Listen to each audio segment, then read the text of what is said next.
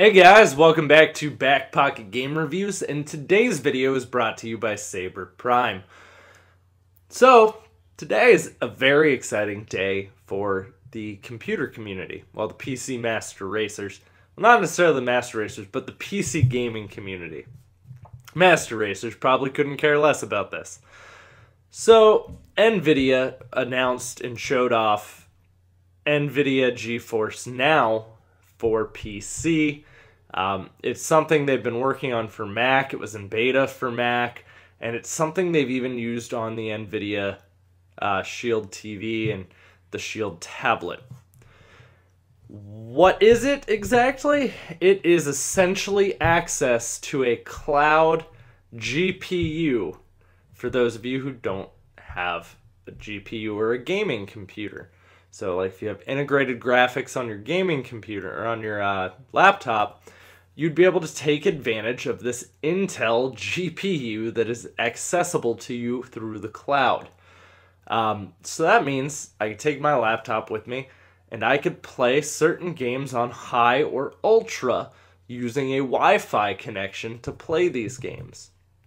There are certain games that are supported directly in it, and supposedly now it is going to support Steam and support all of the games available to you on Steam.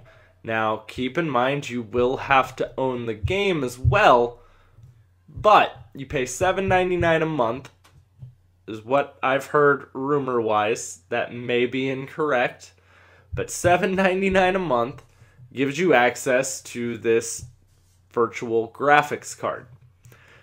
All of the different tests and benchmarks I've seen, I've watched one person demo it using their phone's hotspot.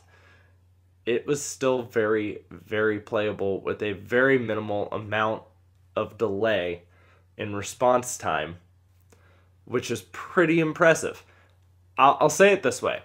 If you are someone who is interested in trying PC gaming, but the commitment of building or buying a gaming PC due to price or due to knowledge of capabilities of building one, this is probably going to be the single biggest thing to pull people into PC gaming.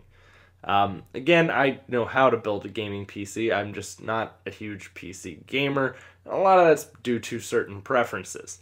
However, with that being said, if I could utilize that tool on my laptop, and let's say maybe I was just out somewhere, maybe I'm at like a convention, or maybe I'm going to, E3, dreams come true someday, and I would be able to actually utilize that while I'm in a hotel or out doing whatever it is I'm doing. I could connect to Wi-Fi and be able to play high-end games on my PC, on my laptop, which is using Intel integrated graphics.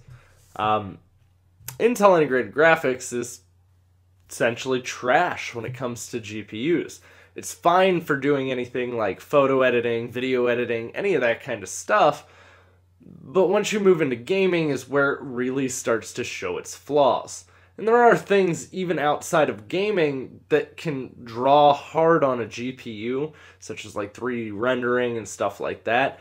I don't know if this tech is going to become available to other uses other than gaming, but it is pretty sweet to see them be able to do something along these lines.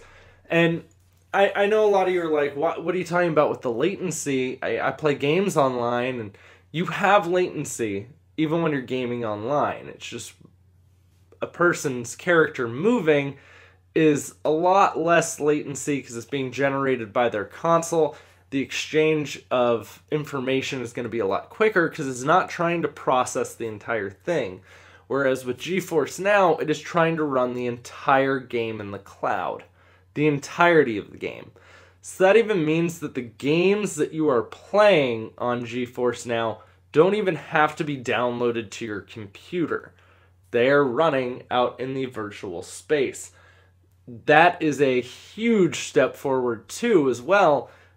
For instance, for people who maybe want to buy solid state drives, solid state drive can boot my game extremely fast. But I only have 500 gigs on my solid state drive. And that's still not even that small of a solid state drive. That was a decently, I got it on sale for like $120. I run Adobe Photoshop. That was the biggest reason to why I upgraded to an SSD. So let's say there are some of you out there who do want to try or experience high-end PC gaming, but without the commitment of investing $1,000 to get into a high-end gaming PC. And yes, I said high-end, so we were going $1,000+ for a high-end gaming PC. Let alone if you don't feel comfortable building it, we'll go ahead and say $1,400 to $1,500 for a high-end gaming PC if you're going to be buying one. Unless you're going with AMD, that's also an option for you as well. That would also cut your budget, but everyone has a preference. We're not going to get into that right now. The other cool part here is the fact that if you're able to run it on a connection such as a cell phone tethered, my cell phone gets decent. Like, I have decent internet on my cell phone. I get like 10 on my upload, and I get like 40 on my download. It's not terrible. I mean, it's mediocre to run like Twitch, but it's able to pull something like this off, which is pretty cool and pretty interesting to see that this is a route and an option now for people who would like to actually sample or try this particular type of gaming. Concerns that you may have and that you might need to keep in mind: some internet providers do have a data cap. One of my subscribers actually tweeted me about this after I'd stated that I'd seen this. I didn't state the specific thing I'd seen, but they were right. I will say this. So we're eventually going to touch on net neutrality and how I feel about it and all that stuff. The greatest thing you can do if your internet provider is giving you a data cap is to switch providers. If you don't have another provider in your area, you can either A, petition and try to get people in your area to want to say that they would like to switch, or just straight up switch your service, or write your chairman, or whatever other options you have available to you in your area. You should do it. I don't believe any company should have a monopoly in a certain area. I think that's terrible. And unfortunately, that's where government regulation gets you, is a monopoly.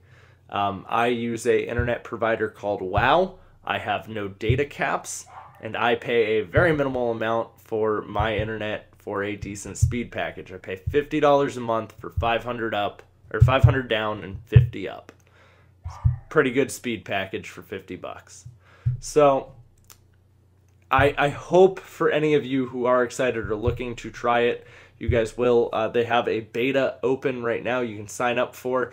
They will contact you if you are selected. I did sign up for it because I would like to try this, and I would like to see where it is and possibly talk about it and cover it in a video. So, guys, let me know if this is something that's exciting to you. Obviously, as I said, I don't think PC Master Racers would be excited because most of them already have a high-end gaming PC. But maybe they don't have a high-end gaming laptop, but if you're a PC Master Racer, the response time, the slight delay, would probably bother you because most of them are opting to use corded mice over wireless mice because that's something that bothers them. Just saying, for the like hardcore intense PC gamer, this might not be the answer, but for someone looking to try it, I think it might. So guys, let me know what you think down in the comments down below, if this is something exciting to you, if you absolutely hate data caps in your internet provider, so on and so forth. I would love to hear about it. Thanks for watching, guys. If you're new to the channel, don't forget to click subscribe. You can stick around, check out some of the videos. If you enjoyed this video, don't forget to drop a like, and I'll see you soon with plenty more content.